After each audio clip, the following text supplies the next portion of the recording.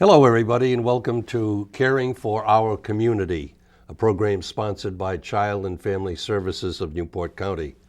My name is Bob Poniatowski, and I'm sitting in for Steve Hyder. He'll be back soon. And our first guest I'm happy to introduce is John Feld. He's the superintendent of the Seamen's Church Institute in Newport. Welcome to the program, John. Thank you very much. Tell us a bit about the Seamen's Institute, where it is and what it is. The Seamen's Church Institute is a mission that is designed to look after and create a safe haven for mariners here in Newport. And it's located where? We're on Market Square, which is just off of America's Cup. And it's been there for 92 years. 92 years, it's been a long-standing tradition in Newport. A lot of changes. I would imagine sailors and fishermen who came there in that part of the year would be very surprised today to see how the surroundings have changed, but the mission has not, which is to... Our mission has always remained the same, to make sure that we're able to look after folks that make their living on the water or on the waterfront. Yeah. Special breed of people. They certainly are. And of course you include the services, the Navy, Marines, and other merchant marine and so forth. The military has always been a big part of Seamen's Church Institute in Newport. When I was growing up, there were 30, 40 Navy ships downtown. And remember always that the men in uniform were cruising up and down the avenue. Yeah, it was a place to go. As I anticipated meeting you and talking to you, I liken this as like an oasis amidst all of the hubbub and everything of the inner city, and here was a place to go that was safe and provided. Now you offer a number of services. I notice here you have something called Soup to the Docks. That's right. What is that all about? Both here in Newport and also in the Port of Galilee, we provide soup to the docks. We have a chef that builds the soup, and with volunteers that take it to the docks there in Galilee, and we do the same here. Our chef in the galley makes up the soup, and we have volunteers that come out and deliver soup. Great, and I bet people who work the sea and are out there bouncing around for so long appreciate a nice hot soup. At Thanksgiving and at Christmas, the place lights up with more services and goodwill, for example. Each Christmas and each Thanksgiving, we gear up to serve close to 150 people Thanksgiving meals and also Christmas. We also do a brunch in between Christmas and New Year's as well. So you have a chef who does he run that cafe also? Is this all the same operation? Actually, our meals that we provide to the community for Thanksgiving and Christmas is all put together by volunteers. Oh. The food is gathered by local businessmen and farmers that provide us the meals. We have many generous people in our community who provide us the turkeys and the stuffing and the cranberries, and the person who's organizing it, Kim Comfort, is going to be making the meals for everybody. I'm sort of a carpetbagger in the county, but I've been caught by the great support and community spirit in Newport, and you just highlighted people cooking and volunteering their time for other members of the community. I notice you get some support from the Cranston Pittman Fund and other sources. What is that? I've never heard of that one. The Cranston Pittman Fund is a fund that's been given to Seamen's to help folks in our community who find themselves in financial difficulties. Financial difficulties? Through no fault of their own. They may have lost a job. They may have become ill. We've helped pay for medications. We've helped people pay for fuel oil and for food. There's a great need for that now. One can't escape today's headlines and how many people who were sort of independent are suddenly in need of some help, and this provides food and fuel and medicines. And the service that we provide at Seamen's has been demonstrated to me quite quickly how well we do what we do. Yeah.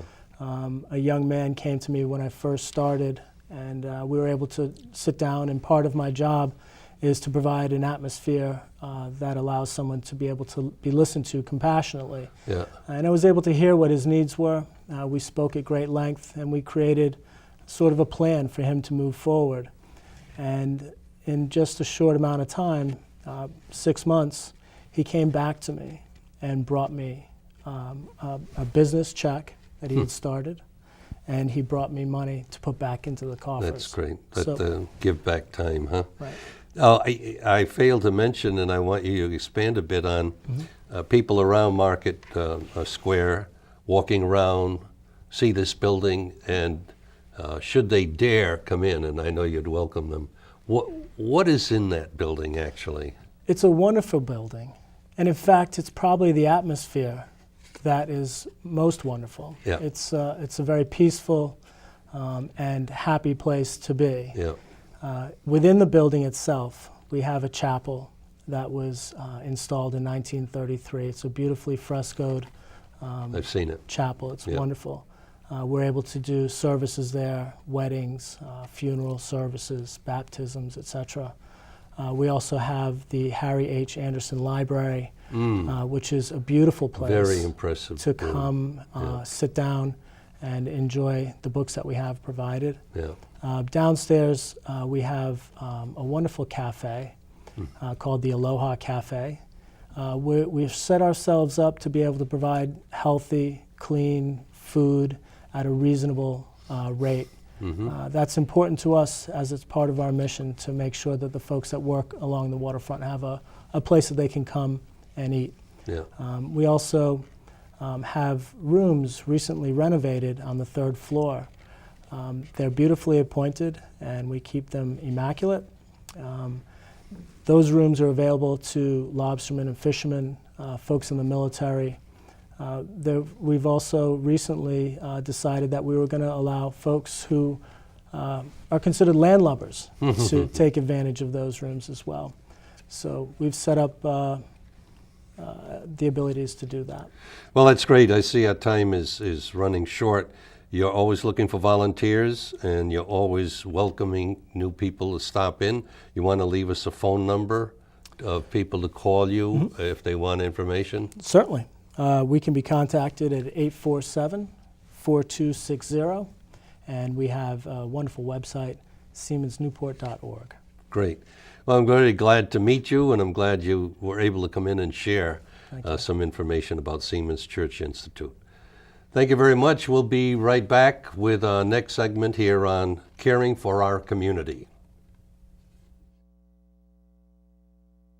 Being a parent is hard work, and sometimes it can be tempting to lash out and say and do things you may regret. When the stress of being a parent becomes overwhelming, it's okay to take a time out. Don't take it out on the children. Your child's health and well-being starts with you. For help with the hard work of parenting support, Rhode Island Family Care Community Partnerships are here for you. Rhode Island, one community, one family, looking out for each other.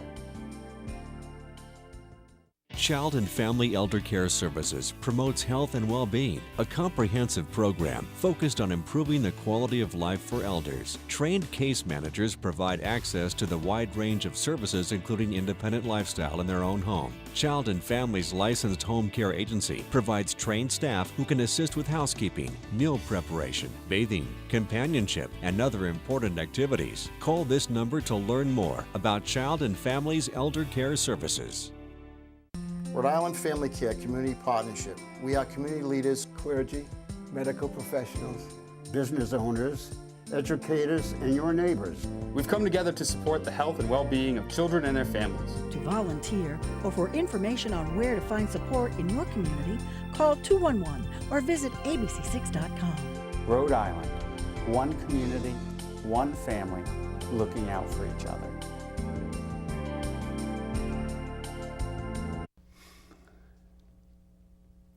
And we're back with segment 2 of Caring for Our Community. And our guest this segment is Ann Cook. She is the manager of the Child and Family Supportive Housing Program. That's a mouthful, Ann. You're going to expand on that. Tell us a bit about that program, will you? Yes, the Child and Family Supportive Housing Program is a place for homeless mothers and their children. We have units where the women live, and they may or may not, depending on how many children they do have, share a communal living space, but have their own, private areas, bedrooms, and things like that. And the times being what they are, there's a big call and a big need for this kind of service. In fact, I guess there's a waiting list of people who need these services. In addition to a safe haven and one that's warm and lit and safe and so forth, there are other services that this program supplies. For example, life skill training. Explain a bit of what that is. Well, we have a life skills program that is more of a self-sufficiency life skills. So we offer the workshops and classes on site. We do different series of workshops. So there might be a legal matters series that has, 5 different workshops in that series. We have, instead of, it could be called housekeeping, and it was, but we changed it to an eco-awareness at home. So we'd have a little more participation because it sounded a little more exciting. So we might get, for some life skills, we may have, 4 women that we may require to go or ask to go. We may have different life skills where we have 10 women that are attending. So we continue it always throughout. It's a needs basis. Once Yes. you assess what you have in front of you, I assume when I look at these